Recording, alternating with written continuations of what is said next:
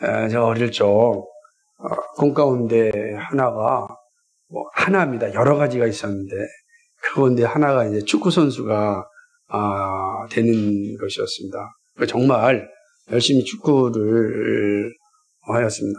아마 제 생각에도 초등학교 때는 1년 365일 중에 정말로 365일을 다 축구한 것 같은 그런 열심으로 축구를 했던 기억이 납니다. 근데 이렇게 제가 열심히 축구를 좋아했었던 이유 중에 하나가 당시에 국가대표 선수였던 이영무 선수 때문이었습니다. 그는 키는 정말 작지만 얼마나 열심히 뛰었고 그리고 골을 자주 넣었습니다. 근데 그분이 골을 넣을 때마다 그라운드에서 무릎을 꿇고 기도를 하는 모습이 열심히 때 신앙생활을 했던 제 눈에는 너무 아름답게 보였고 나도 저런 축구 선수가 되고 싶다라고 하는 그런 마음을 많이 가졌습니다. 그래서 어릴 적에도 한번 꼭 만나고 싶다. 지금은 쉽게 가서 만나겠지만 예전에는 어디 가지도 못하였고 그러니까 TV로 한번 하는 것만 보는 거죠. 저런 분이 있구나. 그런데 정말 만나고 싶었는데 초등학교, 중학교, 고등학교, 대학 다니면서 40여 년 동안 한 번도 본 적이 이제 없었습니다. 근데 제가 이제 이쪽으로 이사 오지 않았습니까? 그리고 이제 교회를 세우면서 지역에 있는 목회자님들이 축구를 한다 그래서 저도 같이 가서 이제 축구를 이제 하면서 같이 교제를 하게 되었는데 그때 그곳에 이영무 선수가 온 겁니다. 물론 그때는 이제 선수로 온 건 아니고 목사님 같이 축구하러 오신 거죠. 목사님이 되셔서 오신 겁니다. 그래서 제가 근데 참 신기하죠. 40년이 넘어서 저 나이가 이제 40 중반이 됐는데 그 이영무 선수 목사님을 딱 보는데 막 가슴이 쿵당쿵당 거리는 거예요. 그게 뭐라고? 근데 이제 제 어릴 적에 그 어떤 마음속에 있었던 기대감, 어떤 막 보고 싶은 그 간절함이 중년의 나이가 됐는데도 사라지지 않고 이렇게 나타나는구나. 그래서 제 자신에게도 신기했고 놀랐던 그런 기억이 납니다. 만나고 싶은 사람을 만나는 거, 때도 이렇게 사실 막 가슴이 뛰는데, 우리가 예수님을 만난다면 어떻게 되겠습니까? 전 그 생각을 해보는 거예요. 정말 예수님을 만난다면 아마 내 심장이 터지지 않을까. 이게 사람 좋아하는 사람만 만나도 가슴이 쿵당거리는데 정말 예수님을 만난다면 어떨까. 이런 이제 생각을 하게 되었습니다. 우리 모두는 다 예수님을 만날 수 있습니다. 우리는 다 그 기대감으로 오늘 살아가는 것 아니겠습니까? 장차 우리와 함께 교제하실 그 예수님을 만나는 그 상황을 상상해 보면 얼마나 참 큰 기쁨이 되는지 모릅니다. 이스라엘 백성들도 사실은 이러한 만남을 기대하며 살았던 사람들입니다. 어떤 만남이죠? 하나님께서 이스라엘 백성에 주신 약속이 있잖아요. 여자의 후손이 올 것이다. 그래서 뱀의 머리를 박살낼 것이다. 이 약속의 말씀을 받았으니 그 여자의 후손이 누군가? 그 여자의 후손을 기다리면서 그들은 끊임없이 이제 믿음의 생활을 한 것입니다. 그러면서 하나님은 그 믿음을 더욱더 견고케 하기 위하여서 모세를 통하여 율법과 그리고 계명을 주십니다. 율법과 계명이라고 하는 것은 오실 메시아, 오실 여자의 후손을 기다리면서 믿음의 길을 걸어가게 하는 그런 몽학 선생입니다. 몽학 선생은 어떤 의미냐면 이제 로마 시대 때는 노예들이 있었습니다. 그죠? 그러니까 귀족이 있었고 노예가 있었는데 그 노예 가운데 아주 똑똑한 사람이 있습니다. 그러면 그 주인이 그 똑똑한 노예 중 한 사람을 다 이렇게 발탁해 가지고서 자기 아들을 가르치게 합니다. 그럼 아들을 가르칠 때는 아이가 미성년자니까 그 노예가 뭐가 되죠? 선생이 됩니다. 그래서 그 아들이랄지라도 그 노예인 선생을 깍듯이 모셔야 합니다. 그런데 이제 아이가 성년이 됐습니다. 그래서 이제는 성년이 되고 그 집을 이을 주인이 됐습니다. 그러면 그때는 그 노예 선생은 더 이상 선생으로 존재하지 않고 여전히 이제 노예의 자리로 돌아가게 됩니다. 그래서 우리는 그런 사람들을 몽학 선생이라 이렇게 얘기하는 거예요. 주인이 될 때까지만 기다리는 그런 것을 의미하는 것이죠. 근데 율법과 계명이 여자의 후손인 실체가 올 때까지 바로 몽학 선생으로서의 역할을 하였습니다. 그 몽학 선생으로서 율법과 계명은 오실 여자의 후손이 누구인지 분별할 수 있는 지혜와 능력을 주셨습니다. 그러나 하나님은 이렇게 율법과 계명으로만 끝나지 않으시고 율법과 계명으로만 말씀하지 않으셨습니다. 생각해 율법과 계명만 있어도 대단한데 그 율법과 계명으로 실천할 수 있는 그러한 장을 마련하셨습니다. 그것이 바로 성막입니다. 그러니까 성막을 통하여 그 율법과 계명이 어떻게 실천되어지는지를 알려주셨습니다. 성막은 그래서 보이는 하나님의 말씀이라 할 수가 있는 것입니다. 마치 신약시대의 성찬과 같이, 그죠? 신약시대의 성찬과 같이 성막은 보이는 그런 어떤 말씀과 같은 그런 중요한 역할을 이제 하였습니다. 성막은 하나님의 창조물이죠. 하나님이 말씀하신 대로 이스라엘 백성들은 성막을 지었습니다. 성막을 짓는 모든 양식도 하나님이 보여주셨습니다. 모세는 하나님께 받았고 이스라엘 백성들은 모세에게 받은 대로 성막을 이제 지었습니다. 성막은 여러 모습으로 이제 되어져 있습니다. 성막은 크게 이제 세 부분으로 나눠지게 되는데, 성막이라는 게 큰 이게 뭡니까? 틀로 만들어 놓고 그 안에는 성막들이 있고, 그리고 내성소, 원래 성소라 그런데 원래 성막을 또 성소라고 하기 때문에 좀 구분해서 내성소가 있고, 그리고 그 안에 지성소가 있습니다. 그래서 성막은 이렇게 크게 세 부분으로 나눠져 있는 거죠. 성막들 안에는 번제단과 물두멍이 있습니다. 그리고 들어가서 성소에는 내성소죠. 내성소에는 등잔대가 있고 향단이 있고 이제 떡상이 있습니다. 그리고 이제 그 안에는 지성소에는 증거계 혹은 법계, 언약계, 여호와의 계라고 하는 이 다양한 이름을 가진 계가 이제 있습니다. 출애굽기에서는 증거계라고 하니까 오늘은 말씀을 살피면서 증거계라고 말씀드리겠습니다. 증거계가 이제 지성소 안에 있게 됩니다. 근데 그 가운데 가장 중요한 것은 지성소 안에 있는 증거계입니다. 이미 말씀드린 대로 증거계는 법계라, 언약계라, 또 여호와의 계라라는 이름으로 구약 성경에 계속해서 나타나고 있는 것을 이제 보게 됩니다. 근데 우리가 살펴볼 출애굽기 25장에서는 증거계라고 말하기 때문에 오늘은 지성소 안에 있는 그 궤의 이름을 증거계라고 이제 살펴보고자 합니다. 증거계가 실제로 만들어지는 장면은 출애굽기 37장 1절에서 9절입니다. 그러니까 오늘 25장에서는 하나님께로부터 양식에 대한 설계도를 받는 거고, 실제로 설계도대로 이제 이스라엘 백성들 부사렐과 오홀리압을 통하여서 만들어지는 건 37장에 이제 기록되어져 있습니다. 증거계는 어떻게 만들어졌는가? 이게 조각목으로 만들어집니다. 나무죠. 아카시아과에 속하는 나무인데 이 증거계는 또 시띠 나무라고 부르기도 합니다.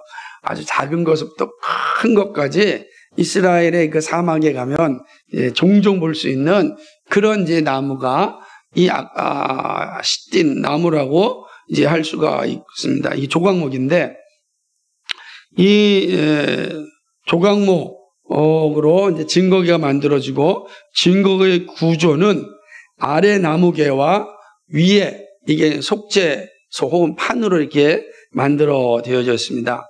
무슨 말이냐면 증거궤는 조각목 상자라고 할 수 있습니다.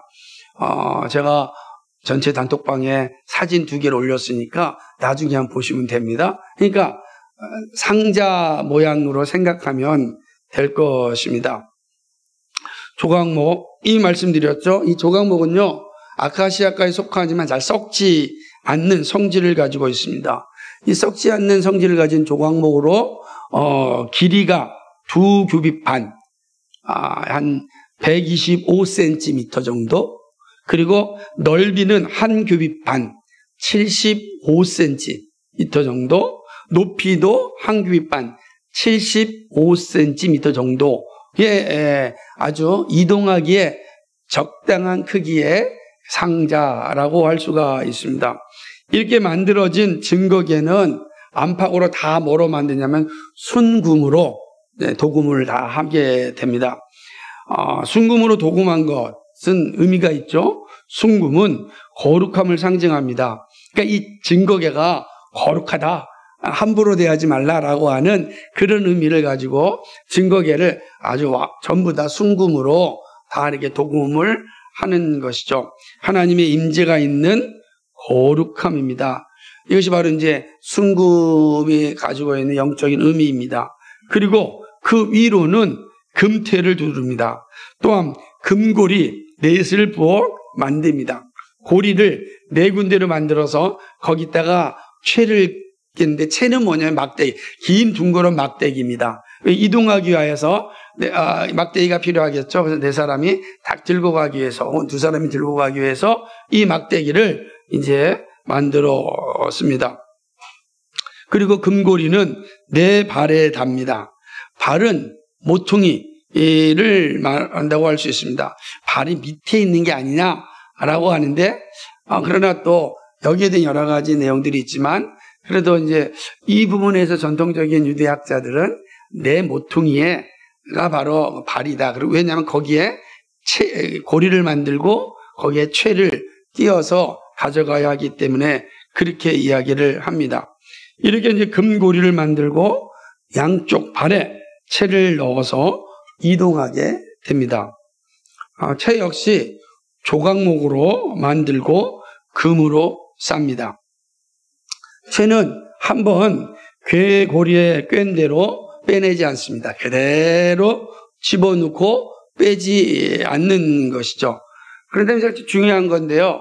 그 증거궤 안에 증거판을 두는데, 증거판은 뭐냐면 바로 하나님이 모세에게 준 10계명 2돌판을 의미합니다.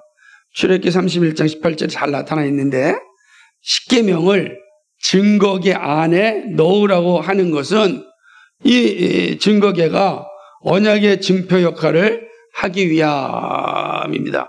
그래서 이 증거궤를 통해서, 법궤를 통하여 하나님의 살아계심을 나타내셨습니다. 그래서 그 안에 10계명이 딱 들어가 있다는 것은 그 10계명이 지성소의 중심이고 그건 이스라엘 백성의 중심이다라는 것을 선언하기 위함입니다. 그리고 그 위에 속죄소를 만듭니다. 속죄소 역시 순금으로 만드는 것이죠. 이 소라고 하는 게 장소소자인데, 그러면 장소를 의미하냐? 그런 것이 아니고 그 증거궤의 덮개를 얘기합니다. 증거궤가 상자라 그랬잖아요. 상자 위에 덮는 덮개를 속죄소라 그런다. 왜 그러냐면 그 속죄소 위에 하나님이 임재하시기 때문에, 임재의 장소라는 의미 때문에 그 뚜껑을, 덮개를 속죄소라고 이제 말하는 것이죠. 속죄소 역시 길이가 2규빗 반, 너비는 1규빗 반이죠. 왜냐하면 이 증거궤를 덮는 판이니까 똑같이 만들어져 있습니다.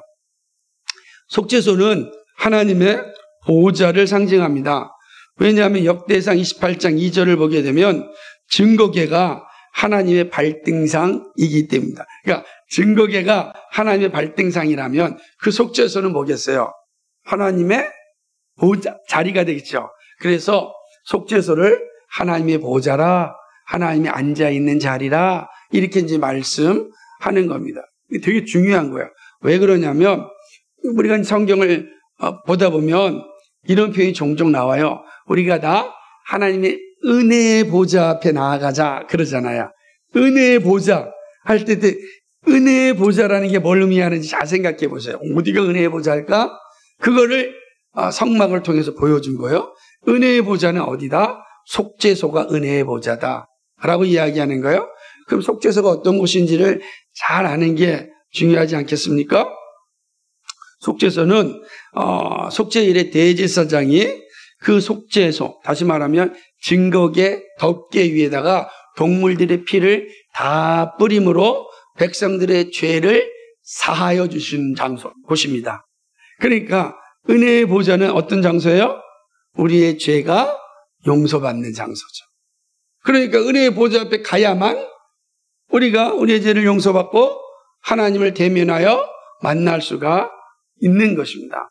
그 장소를 잘 보여주고 있습니다. 그리고 이제 속죄소 위에는 두 그룹의 천사가 있습니다. 이 천사 모형은 속죄소 두 끝에 둡니다. 다시 말하면 이게 증거판이라고 증거계고 위가 속죄소라고 한다면 이 속죄소 위로부터 시작을 해서 이렇게 마주보게 만들었습니다. 그리고 속죄소와 한 덩어리로 연결되어 있습니다.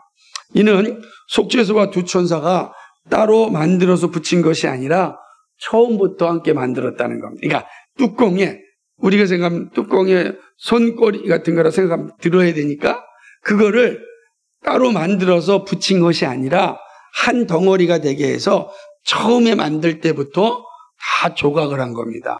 그러니까 식긴나무가 크기 때문에 그거를 다 조각을 해가지고서 하나의 조각품으로 만드는 것이죠. 되게 이제 의미심장한 건데 18절, 19절 보게 되면은 그것을 처음부터 함께 만들었다 이렇게 말씀하고 있습니다. 천사들은 날개를 펴서 속죄소를 덮습니다. 그리고 얼굴은 서로 속죄소를 향하여 마주보게 합니다. 그러니까 속죄소를 이렇게 보고서 서로 마주보는 거예요. 이제 그렇게 만들었다. 여러분 나중에 사진을 보시면 무슨 말인지 이해가 될 것입니다. 히브리서 9장 5절은 이 그룹을 뭐라고 표현하고 있냐면 영광의 그룹이라 그래요. 그러니까 이 속죄소에 있는 천사를 표현할 때 영광의 천사, 영광의 그룹이라고 이제 말씀하고 있습니다. 영광의 그룹이라는 의미는 그리스도의 사역을 충성스럽게 시중들고 있음을 의미하는 겁니다. 그러니까 영광스러운 자리라는 거예요. 그리스도께서 하셨던 그 모든 사역을 충성스럽게 감당하는 거. 나중에 이제 예를 들면은 요한계시록 가게 되면 성도들의 기도를 누가 받아서? 선사들이 받아서 그리스도께로 가져가는 그 일을 충성스럽게 하는 거고, 동시에 우리가 기도할 때 즉각적으로 우리에게 나타나신 게 누구죠? 바로 우리가 수호천사라는 표현도 있지만 바로 그런 의미로서 영광의 천사라, 영광의 그룹이라 이렇게 표현하는 것. 속죄소에서 우리의 죄가 바로 핏부림으로 말미암아 죄가 이루어지면 바로 그 죄가 하나님 앞에 상달되어 우리의 죄가 사하여진다라고 하는 의미도 함의하는 것이죠. 참으로 귀한 역할을 하는 것이 이 속죄소 위에 있는 그룹들의 모습입니다. 그러고 나서 속죄소를 궤 위에 얹고 증거판은 궤 속에 넣습니다. 16절에서 살펴보았듯이 증거기 안에는 십계명 두 돌판이 있습니다. 그것은 십계명 두 돌판은 하나님의 임재와 하나님의 살아계심을 증거합니다. 하나님이 여기 살아계시다, 하나님이 여기에 계시다라고 하는 것이죠. 그런데 나중에 이 증거기 안에는 두 가지가 더 들어갑니다. 그것은 이제 히브리서가 말하고 있는데, 히브리서 9장 4절을 보게 되면 금향로와 사면을 금으로 싼 언약궤가 있고 그 안에 만나를 담은 금항아리와 아론의 쌍난 지팡이와 언약의 돌판들이 있고, 그 안에 뭐가 있다는 거야? 만나와 그리고 아론의 쌍난 지팡이와 그리고 이 언약 십계명 두 돌판이 그 안에 들어있다. 이 모든 것은 하나님의 살아계심을 증거하는 거예요. 만나 자체가 하나님의 살아계시잖아. 이스라엘 백성들 40년 동안 광야를 지날 때 하나님께서 매일 만나를 주심으로 그들을 살게 하셨습니다. 살아계신 하나님이죠. 생명을 주신 하나님이죠. 아론의 쌍난 지팡이, 모든 지팡이는 다 아론을 대적하는 사람들의 이 상황 속에서 12지파의 사람들이 지팡이를 갖고 했을 때 다 지팡이가 사라지고 아론의 지팡이에서만 싹이 났다. 생명이 있다. 하나님의 생명이시다. 라고 하는 것을 의미하는 것이죠. 그죠? 매우 의미심장한 것이 언약궤인데 하나님은 속죄소 위에, 즉 증거궤 위에 있는 두 그룹 사이에서 이스라엘 자손을 만나고 명령할 모든 것을 이루겠다고 모세에게 약속하십니다. 그러니까 하나님 만날 수 있는 것이 바로 속죄소 위에 있는 두 그룹이 있는 곳입니다. 그래서 이것을 뭐라 그래요? 은혜의 보좌, 하나님의 임재라고 말씀하는 것입니다. 이렇게 성막 안에는 증거궤가 있습니다. 증거궤가 있는 곳, 앞서 말씀드렸듯이 지성소라고 말합니다. 지성소에서 하나님은 이스라엘을 만나시고 이스라엘에게 전하신 말씀을 주십니다. 하나님의 만나심은 여자의 후손이 올 때까지 이스라엘 백성들이 믿음을 지키게 하심입니다. 모든 율법과 계명이 여자의 후손을 향하고 있음을 성막을 통하여 다시금 알려주십니다. 그러므로 성막은 매우 중요합니다. 그 가운데 지성소에 있는 증거궤는 더욱 중요합니다. 증거궤가 있는 곳에 하나님이 임재하시기 때문입니다. 그런 의미에서 오늘은 이 증거궤를 만드시고 증거궤의 의미를 말씀하시는 이 말씀을 통해서 우리에게 조언하시는 것을 살펴야 합니다. 오늘 말씀이 우리에게 주는 매우 중요한 교훈은 세 가지로 살펴보도록 하겠습니다. 첫째로 우리는 증거궤를 통해서 이 사실을 기억합니다. 하나님은 가까이 계시며 말씀하시는 분이라는 사실입니다. 이 말씀은 의미심장합니다. 하나님은요, 멀리 계시는 분이 아닙니다. 더구나 우리의 상상 속에 계시는 분도 아닙니다. 하나님은 가까이 계시며 말씀하시는 분입니다. 여러분, 되게 중요해요. 하나님은 우리 가까이 계시며 늘 말씀하시는 분입니다. 프란시스 셰퍼 목사님이 쓴 책 가운데 거기에 계시며 말씀하시는 하나님이라는 책이 있습니다. 아주 의미심장한 그런 책이라고 제목이라고 할 수 있습니다. 하나님은 가까이 계시고 인격적이기에 말씀하십니다. 가까이 계신다, 살아계신다, 말씀하신다, 인격적이다. 우리에게 말씀하시는 거예요. 여러분, 비인격이 인격에게 말을 걸지 않아요. 오로지 말을 걸 수 있는 건 인격이면 말을 거는 거예요. 하나님 어디 계신다고요? 가까이 계셔. 살아계세요? 어떤 분이십니까? 말씀하시는 인격이다라는 사실입니다. 이 사실이 분명하게 나타나는 것이 증거궤와 속죄소입니다. 증거궤와 속죄소는 하나님을 만나는 은혜의 보좌, 하나님의 발등상이자 은혜의 보좌입니다. 그런데 증거궤와 속죄소가 이스라엘 백성들 가운데 있습니다. 이스라엘 백성들 가운데 이 성막이 있고 성막 가운데 증거궤가 있어서 이 증거궤가 움직이면 이스라엘 백성들이 움직입니다. 증거궤가 멈추면 이스라엘 멈추는 거예요. 그래서 그와 함께 구름기둥과 불기둥이 함께 가는 것입니다. 증거궤는 말씀이 보관되어 있습니다. 이 말씀드렸듯이 하나님의 임재를 의미하는 것이죠. 말씀이 있는 곳에 하나님이 계십니다. 하나님이 계신 곳에 말씀이 있습니다. 그리고 말씀으로 인도하십니다. 이렇게 하나님은 말씀으로 가까이 계시고 말씀으로 교제하십니다. 이 놀라운 증거궤의 실체는 예수 그리스도를 통하여 우리에게 나타납니다. 예수님은 말씀이 되사, 말씀이 육신이 되사 우리 가운데 오셨습니다. 예수님을 믿는 것은 말씀을 소유한 겁니다. 그죠? 예수님은 말씀이셨는데 우리 가운데 육신으로 오셨습니다. 우리가 예수를 믿는다는 것은 말씀이 우리 가운데 거한다는 것입니다.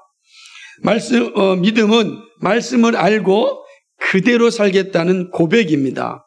예수님은 성령을 보내시고 믿는 자 안에 거하십니다. 그래서 믿는 자들을 향하여 성령의 전이라고 말씀하십니다. 성령의 전은 예수를 만나는 곳입니다. 그리고 예수의 말씀을 듣고 깨닫는 곳입니다. 오직 우리가 말씀을 깨달을 수 있는 것은 우리의 지성이 아닙니다. 우리의 배움도 아닙니다. 성령의 깨닫게 하십니다. 성령께서 깨달음을 주셔야 우리가 말씀을 깨달을 수가 있는 거예요. 말씀을 깨닫는 건 오직 성령의 일하심인 것입니다. 예수님은 우리 안에 거하시며 말씀하십니다. 우리의 중심에 예수 그리스도가 계십니다. 그리고 언제든지 우리와 만나주십니다. 우리에게 말씀하십니다. 이렇게 가까이 계시고 말씀하시는 주님과 풍성한 교제를 나누는 것이 그리스도인의 특권입니다. 우리가 예수 믿었다는 것이 어떤 특권을 가졌느냐? 우리에게 가까이 계시고 말씀하신 그 예수님과 교제할 수 있다는 것입니다. 이게 얼마나 큰 은혜인지 모르죠? 그러니까 그리스도인, 신자만이 이 특권을 가지고 있어요. 근데 이 특권을 우리가 마음껏 누려야 되지 않겠습니까? 하나님 가까이 계시고 우리 말씀하시는, 그리고 그 가까이 계시고 말씀하시는 그 하나님을 만날 수 있는 특권이 오직 신자에게만 있는데, 신자인 우리가 이거를 누려야 되지 않겠습니까? 그런 의미에서 이 특권을 정말 아낌없이 사용할 수 있기 바랍니다. 두 번째 증거해 주는 교훈이 있습니다. 예수 그리스도의 속죄를 통하여 하나님은 우리와 만나신다라고 하는 사실이죠. 히브리서 말씀을 보면 첫 장막에서 일어난 일을 어떻게 보아야 하는지를 알 수 있습니다. 그건 바로 예표라는 겁니다. 히브리서 9장 9절에 보면 이렇게 말씀하고 있어요. 이 장막은 현재까지의 비유이니 이에 따라 드리는 예물과 제사는 섬기는 자를 그 양심상 온전하게 할 수 없다. 이해되죠? 자, 보세요. 장막은 현재까지 비유예요. 바울이 이 히브리서 쓸 때까지 비유를 했다고, 유대인들에게 비유로 주신 거예요. 왜 그러냐면 여자의 후손을 기다리고 여자로 오신 예수 그리스도를 믿게 하시기 위하여 주신 비유란 말이에요. 그게 실체가 아니에요. 장막은. 그러니까 장막에서 우리가 죄를 위하여 드리는 예물, 그것이 우리를 온전하게 할 수 없는 거죠. 그 우리의 양심이 아닌 거예요. 그래서 매년마다 속죄 제사를 드려야 되는 거예요. 한 번에 끝나는 것이 아니라 매년 드려야 돼요. 그럼 여러분 두렵지 않겠습니까? 작년에 드렸는데 올 대속절이 오기 전에 죽으면 어떻게 되겠어요? 어떻게 하시겠어요, 그럼? 이게 문제가 심각해지는 거예요. 그러니까 그건 예표인 거예요, 예표.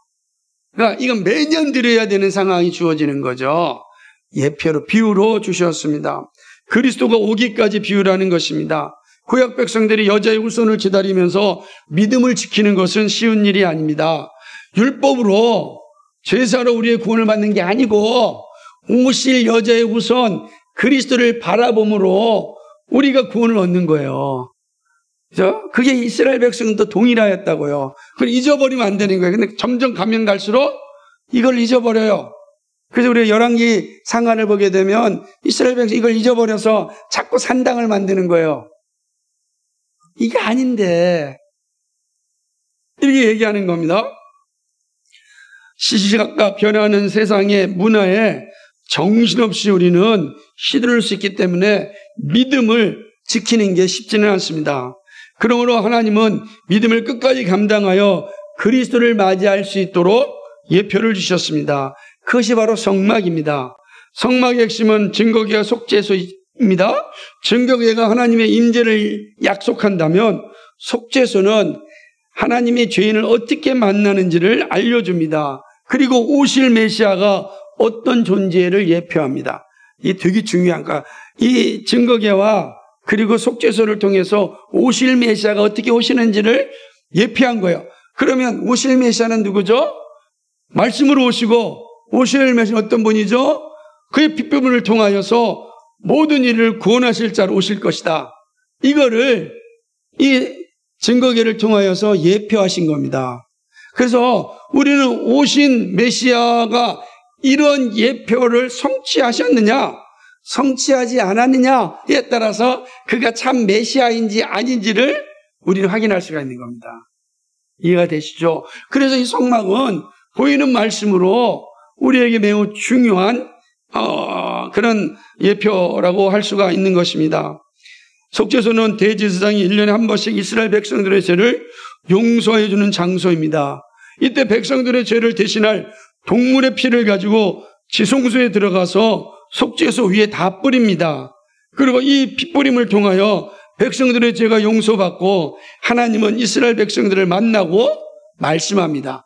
하나님이 이스라엘 백성을 만나려면 죄인을 만날 수가 없어요. 그러므로 속죄소에 다 핏뿌림을 받고 용서를 받으면 비로소 하나님이 대제사장을 만나주시는 겁니다. 이 과정이 필요한 거예요. 죄인은 하나님을 만날 수가 없고 오직 죄 용서를 받아야만 하나님을 만날 수 있는 것입니다. 그러나 문제는 동물의 핏뿌림은 온전하게 할 수 없습니다. 이는 오실 메시아만이 온전하게 해줄 수 있습니다. 왜냐하면 동물의 핏뿌림으로 사단을 죽일 수 없어요. 이길 수 없어요. 그러므로 끊임없이 매달 속죄소에 피 뿌릴 때마다 이스라엘 백성들은 누구를 기다렸겠습니까? 여자의 후손인 오실 그 메시아를 기다린 겁니다. 그 메시아를 기다린 겁니다. 이게 얼마나 간절한 제사였는지 우리 생각해야 되는 것입니다. 이것은 바울의 가르침대로 육체의 예법일 뿐이며 개혁할 때까지 맡겨둔 것입니다. 이제 그리스도가 오셔서 육체의 예법을 개혁하였습니다. 바울이 이 사실을 증거하는데 함께 읽어보겠습니다. 히브리서 9장 11절부터 14절. 왜냐하면 이게 이제 이 성막이 말하고자 하는 의미를 바울이 어떻게 가르치고 있는지 보겠습니다. 11절부터 14절 한꺼번에 같이 읽도록 하겠습니다. 다 찾으셨죠? 9장. 잘 살펴야 됩니다. 그래야지 오늘 말씀이 잘 이해가 되고 여러분이 앞으로 구약 성경을 볼 때마다 자로나우로는 흔들리지 않고 바르게 이해할 수 있게 됩니다. 같이 읽겠습니다. 그리스도께서는 장래 좋은 일에 대제사장으로 오사 손으로 짓지 아니한 것 곧 이 창조에 속하지 아니한 더 크고 온전한 장막으로 말미암아 염소와 송아지의 피로 하지 아니하고 오직 자기의 피로 영원한 속죄를 이루사 단번에 성소에 들어가셨느니라. 염소와 황소와의 피와 및 암송아지의 죄를 부정한 자에게 뿌려 그 육체를 정결하게 하여 거룩하게 하거든 하물며 영원하신 성령으로 말미암아 흠없는 자기를 하나님께 드린 그리스도의 피가 어찌 너희 양심을 죽은 행실에서 깨끗하게 하고 살아계신 하나님을 섬기게 하지 못하겠느냐. 아멘. 그리스도의 피가 영원한 속죄를 이루었다는 말씀입니다. 그리고 거룩한 자로서 하나님을 섬길 수 있게 되었다는 말씀입니다. 이제 누구든지 그리스도를 믿으면 하나님을 만날 수 있습니다. 하나님의 말씀을 들을 수 있고 알 수 있습니다. 누구든지. 여기에는요, 가난한 자와 부자와의 차이가 없습니다. 배운 자와 못 배운 자의 차이도 없습니다. 여기에는 어린아이와 노인의 차이도 없습니다. 누구든지 예수 그리스도를 믿으면 성령께서 우리로 하여금 그 놀라운 은혜를 알게 하시는 거죠. 하나님을 말씀을 들을 수 있고 알 수 있게 합니다. 주님은 하나님을 만날 수 있는 유일한 길입니다. 이 말은 생명을 얻을 수 있는 유일한 길이 예수님에게 있다는 사실입니다. 구원에 이르는 유일한 길입니다. 천국에 들어갈 수 있는 유일한 길입니다. 천국 백성의 삶을 살 수 있는 유일한 길입니다. 다른 길이 없습니다. 오직 예수 그리스도께서 십자가에서 이루신 속죄만이 하나님을 만날 수 있는 유일한 길입니다. 이 사실을 믿는다면 우리는 구원받은 자이며 하나님을 만날 수 있습니다. 영원한 나라를 상속받게 됩니다. 그래서 날마다 예수 그리스도의 십자가를 사랑하고 자랑하고 감사합니다. 이러한 확신이 여러분에게 넘치기를 소망합니다. 여러분의 삶에 그리스도의 십자가가 잘 박힌 못처럼 여러분의 흔적이 되어서 정말로 저는 예수 그리스도를 믿습니다. 그러므로 그 그리스도가 주시는 은혜 가운데 살아갑니다. 라는 그런 고백이 여러분에게 넘치기를 소망합니다. 이게 두 번째 교훈입니다. 이게 예수 믿는 자들에게 주어지는 놀라운 은혜라고 할 수 있습니다. 마지막 세 번째 성막이 주는 교훈, 증거계가 주는 교훈은 예수 그리스도가 삶의 중심이다는 사실입니다. 즉 예수님의 십자가와 말씀이 삶의 중심이라는 의미입니다. 여러분의 삶은 어떻습니까? 어디를 가든 무엇을 하든 예수 그리스도가 여러분을 인도하십니까? 삶의 중심이 항상 예수님을 향하십니까? 여러분 잘 생각해 보십시오. 그러니까 아직 예수님을 확실히 알지 못하고 믿지 못하는 사람들은 그 삶의 중심이 예수님이 아닙니다. 보이는 것이죠. 권력이 될 수 있고 물질이 될 수 있고 사람이 될 수 있고 자녀가 될 수 있습니다. 근데 여러분 그 모든 것들은 유한하지 않습니까? 유한한 겁니다. 사람이 영원합니까? 사라지지 않습니까? 사라지는 것에 여러분의 삶의 중심을 둔다면 어떻게 되겠습니까? 오늘 만나는 사람, 내일 만난 사람이 다릅니다. 삶이 다르죠. 그러면 삶의 자체가 되게 공허해지고 힘들어지는 것이죠. 보이는 건 다 그렇습니다. 보이지 않지만 영원한 것이 우리의 삶의 중심이 된다면 우리는 하루를 살아도 흔들리지 않고 살아갑니다. 마틴 루터가 그의 집 앞에 사과나무를 심으면서 내일 종말이 온다 할지라도 나는 오늘 사과나무를 심겠다? 어떻게 가능하겠습니까? 그는 흔들리지 않는 그런 중심이 있었기 때문입니다. 하나님은 이스라엘 백성들에게 법궤를 만들고 고리를 만들어 채를 집어넣으라고 하였습니다. 그리고 이동할 때마다 채를 들고 이동하였습니다. 광야 40년 동안 이 증거궤가 움직였습니다. 모든 이스라엘 백성들은 증거궤를 중심으로 움직였습니다. 이 장면을 잘 한번 상상해 보십시오. 그 200만 명 되는 이스라엘 백성들 중심에 증거궤가 있고 증거궤가 다 움직이면 모든 백성들이 다 함께 움직입니다. 그리고 증거궤가 멈추면 모든 백성들이 멈춥니다. 그거를 고린도에 전에는 말씀에서 바울이 표현하기를 너희는 하나님의 말씀 밖으로 넘어가지 말라 이렇게 이야기하였습니다. 그를 종교학자 칼빈이 말하기를 우리는 말씀이 가는 데까지 가고 말씀이 멈추는 데서 멈춰야 된다 그랬습니다. 말씀 중심의 삶을 살아야 돼요. 말씀이 가는 데까지 가야 되는데 말씀을 넘어가면 문제가 됩니다. 지금 우리 한국교회가 지금 이 심각한 문제에 직면하였습니다. 말씀이 가는 데까지 가야 되는데 말씀을 넘어가고 있어요.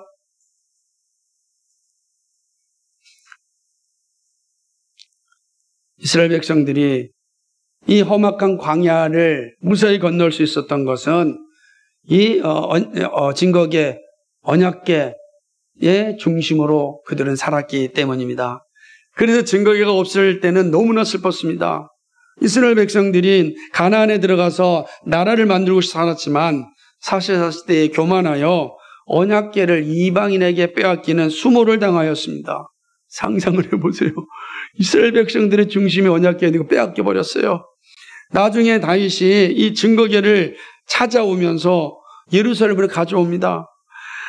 증거궤가, 이 언약궤가 예루살렘으로 들어올 때 다윗의 마음이 어떻겠습니까?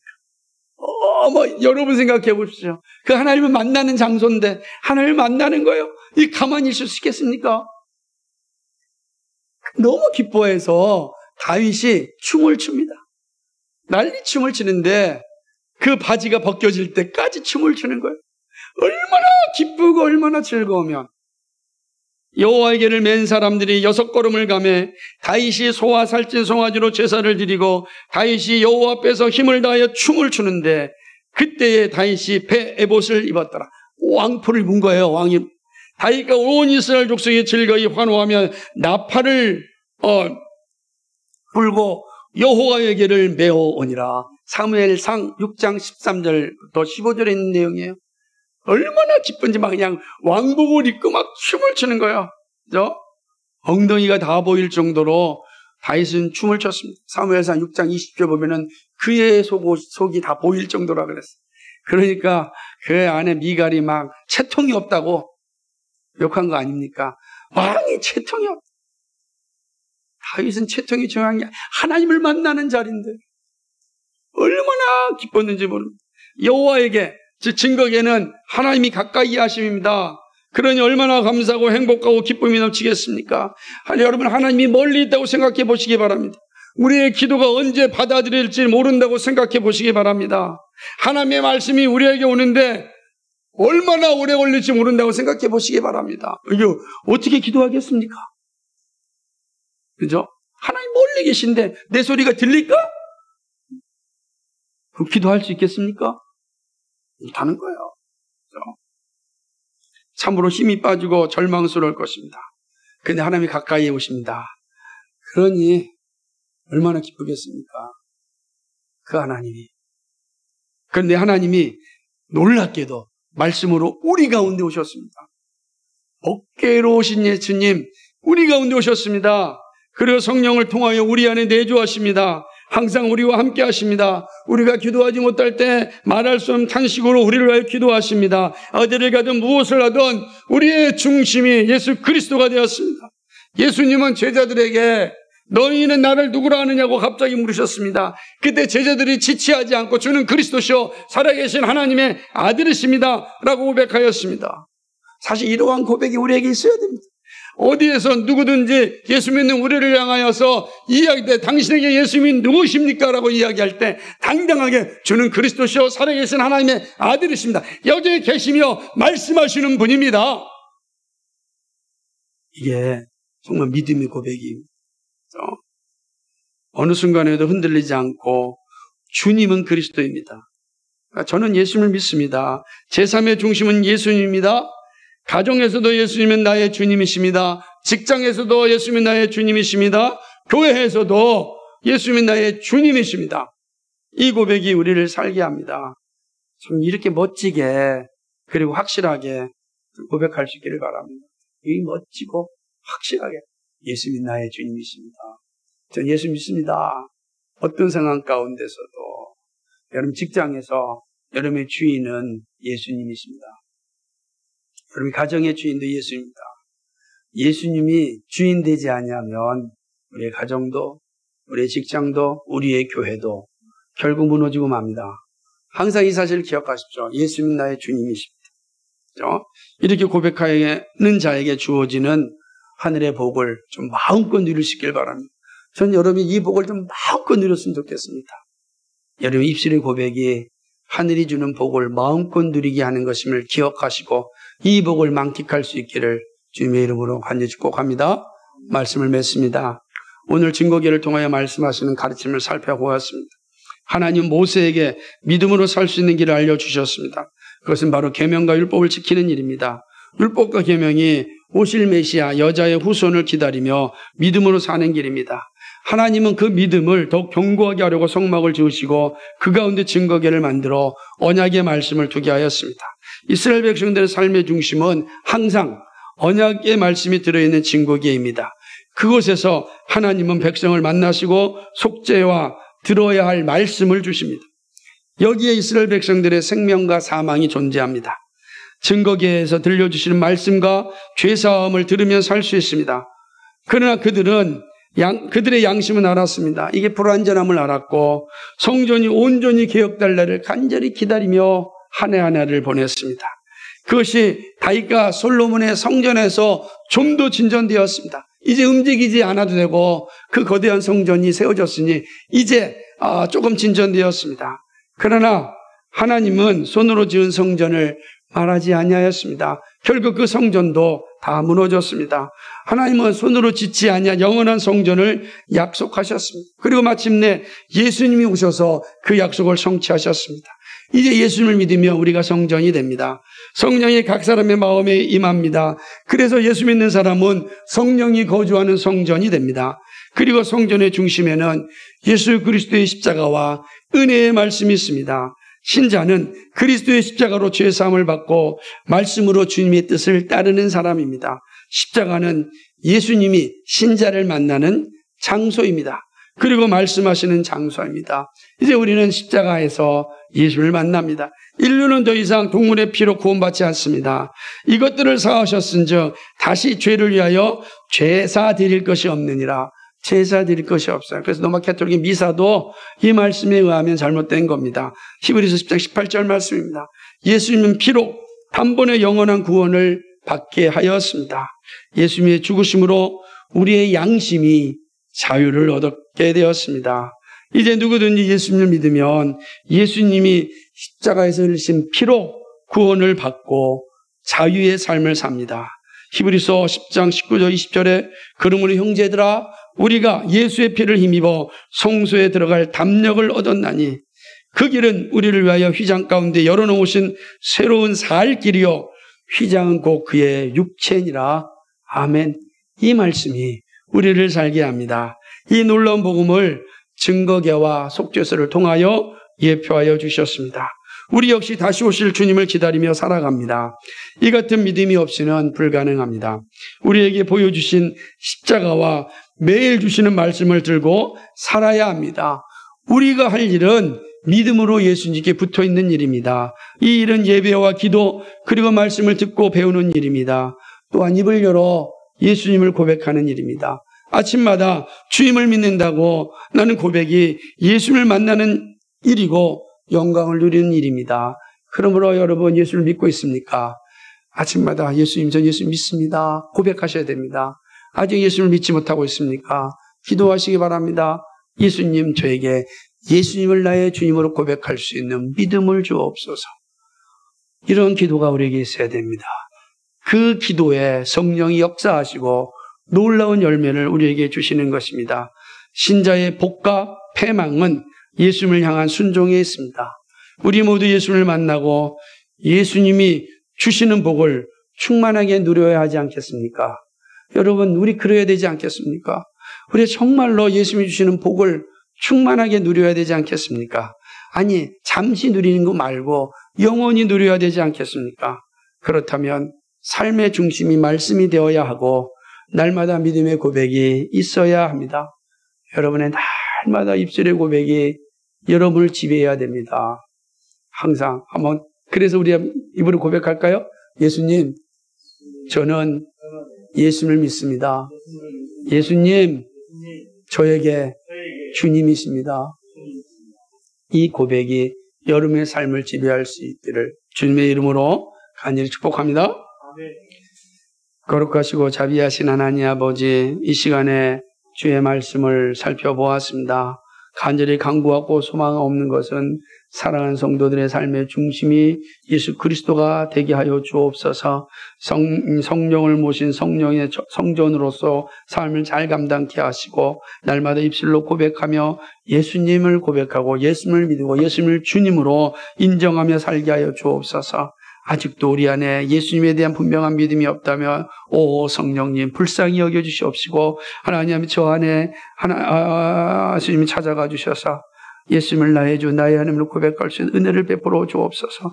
죄의 자리가 아니라 의의 자리에 서게 하여 주시옵시고 영원한 복을 받게 하여 주옵소서. 하나님 우리의 삶 가운데도 늘 함께하여 주실 것을 간절히 소망하옵고 예수 그리스도의 받들어 기도하옵나이다. 아멘.